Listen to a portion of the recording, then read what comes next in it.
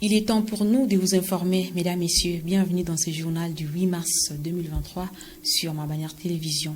Débutons avec la célébration de la Journée internationale des droits de la femme. C'est mercredi 8 mars 2023 à Matadi, chef-lieu de la province du Congo central. Les activités liées au mois de mars ont été lancées par le gouverneur de province, Dr Guy-Bandou Ndungidi, en présence de la ministre du genre, Carole Kiataza Bou-Itambo. Ce reportage est signé par Roger Missamou.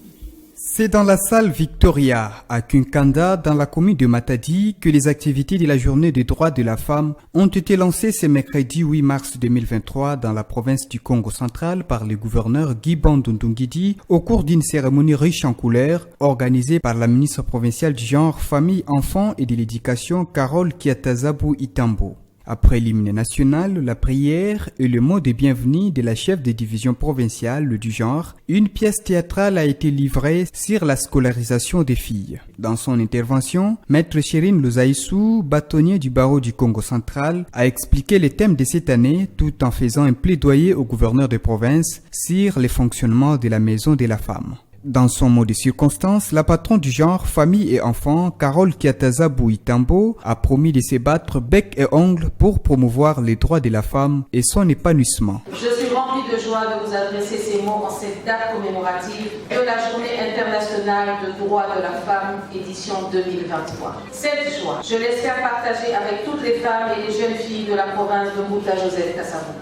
Mondialement, le thème retenu pour l'année 2023 est « Pour un monde digital inclusif, innovation et technologie pour l'égalité des sexes ». Et s'inspirant du dit thème, la République démocratique du Congo, quant à elle, place cette célébration sous le thème de l'éducation numérique égalitaire pour la paix et l'autonomisation des femmes et des filles en République démocratique du Congo.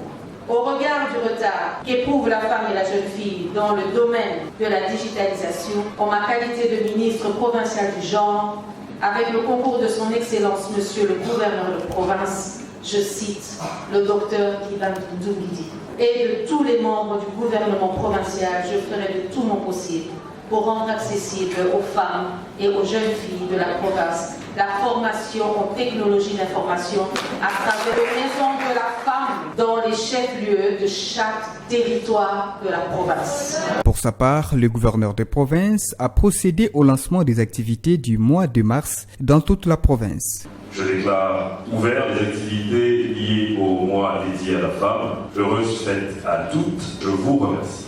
Dans une salle pleine comme un œuf, cette cérémonie a connu la participation du maire de Matadi, de membres du gouvernement et du conseil provincial de sécurité, d'autres officiels, ainsi que des représentations des femmes de toute la société.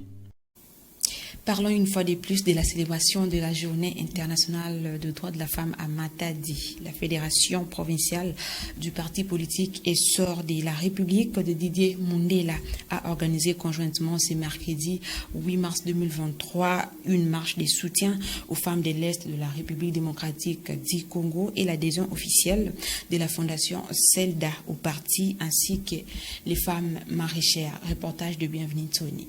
En marge de la célébration de la Journée internationale des droits de la femme, le parti politique Essor de la République, parti cher à Didier Mundela, Fédération du Congo central, dirigé par le docteur Eliezer Mputu, a organisé conjointement avec la fondation Selda Oliel Bienvenue une marche de soutien à toutes les femmes et filles de l'Est de la RDC. Cette marche a commencé au rond-point Londe pour chuter au rond-point Kinkanda à l'espace CHB. Après la marche, s'en est suivie la cérémonie d'adhésion de membres de la fondation Selda Oliel Bienvenue au sein du parti Essor de la République. En ces jours du 8 mars, nous, essors de la République, Fédération du Congo central, nous ne sommes pas restés indifférents vis-à-vis de toutes les mamans qui sont à l'est de la République.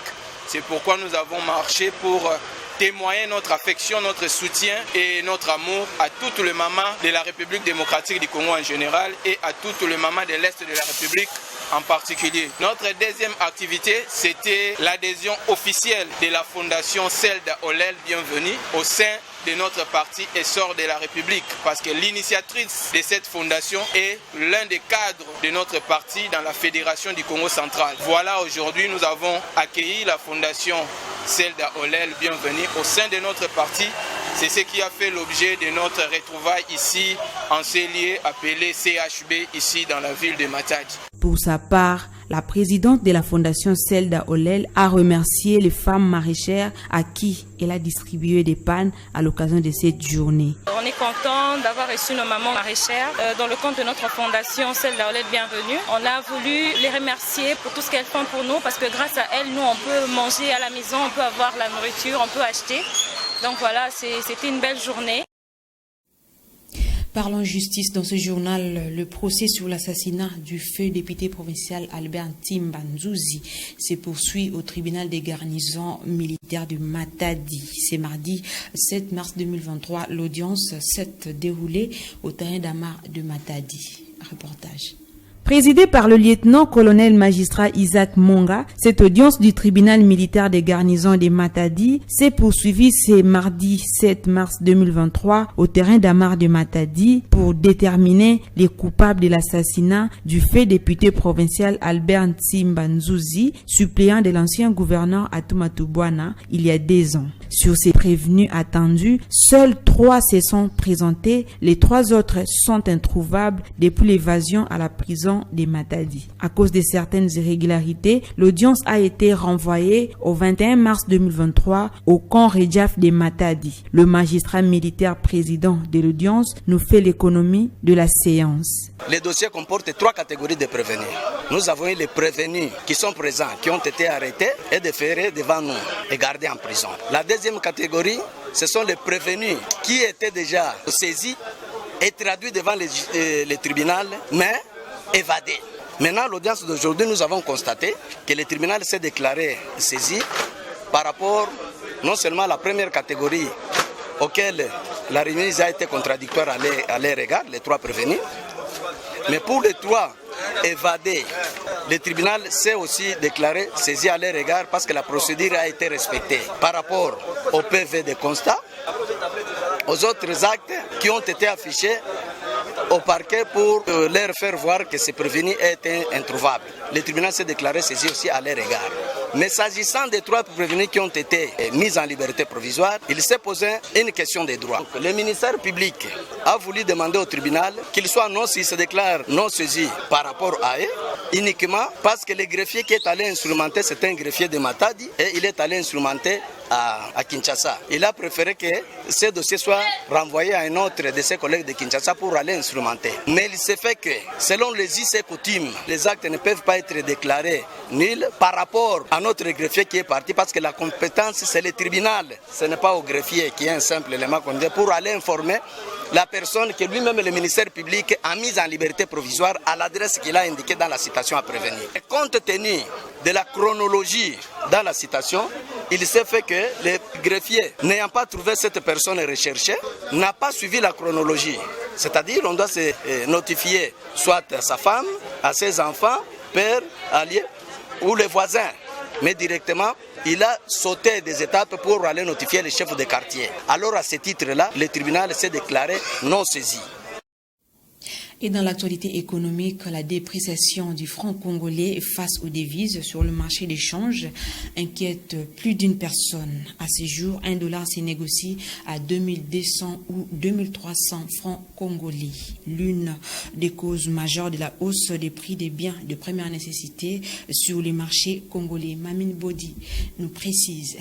Depuis quelques mois, la monnaie nationale, le franc congolais, se déprécie face au dollar américain et d'autres devises sur le marché d'échange dans la ville de Matadi et sur toute l'étendue de la République démocratique du Congo. À Matadi, chef-lieu du Congo central, les cambistes changent un dollar américain à 2200 francs congolais, soit 10 dollars américains à 22 000 francs dans la ville. Cette manque de stabilité du taux d'échange impacte négativement les prix des produits alimentaires et des biens de première nécessité qui s'accélèrent au détriment de la population qui fait face à de nombreuses difficultés, d'autant plus que la hausse des prix dépend du taux d'inflation. Interrogés sur la situation, les cambistes de la ville de Matadi, sous couvert d'anonymat, ont exprimé leur mécontentement face à la dépréciation du franc congolais, monnaie nationale qui perd peu à peu de la valeur devant d'autres devises. De son côté, la population matadienne victime de l'inflation se réserve de tout commentaire et laisse les autorités compétentes la gestion de la situation dans l'espoir de trouver le plus tôt possible la situation pour soulager tant soit peu la douleur de la population. À dire vrai, à la lire où vont les choses, les francs congolais risquent de continuer à perdre sa valeur face aux devises. Au niveau national, le Premier ministre et chef du gouvernement central, Jean-Michel Samalou Kondé, a chargé la Banque centrale du Congo à prendre les mesures nécessaires pour stabiliser la monnaie nationale sur les marchés d'échange. Entre-temps, à l'international en France, plus d'1 million de personnes ont manifesté le mardi 7 mars 2023 pour dire non au projet de réforme de la retraite des agents de l'État à l'âge de 64 ans. Suivez ces reportages de nos confrères de France 24. Une mobilisation historique selon les syndicats. 1 280 000 personnes pour la police, 3,5 millions selon la CGT. Quel que soit le décompte, ils n'ont jamais été aussi nombreux à manifester à travers toute la France contre le projet de réforme des retraites voulu par Emmanuel Macron. Le silence du président de la République constitue un grave problème démocratique qui conduit immanquablement à une situation qui pourrait devenir explosive. En responsabilité, l'intersyndicale adressera un courrier lui demandant à être reçu en urgence pour qu'il retire sa réforme. Tandis que la réforme des retraites est en discussion au Sénat avant un retour à l'Assemblée nationale, la colère des manifestants contre le projet ne faiblit pas. Cette réforme a juste une vocation à nous faire travailler plus pour pas de bénéfices supplémentaires. On ira jusqu'au bout, jusqu'à ce que le gouvernement plie devant la décision de la rue. Aujourd'hui, on est là pour la 6e fois, tout simplement parce que les postulats de base de cette réforme des retraites, pour nous, ne sont pas bons. On est parti sur des hypothèses qui ne sont pas vérifiées. Donc aujourd'hui, on vient encore manifester notre opposition à cette réforme qui n'est pas justifiée ni économiquement ni socialement.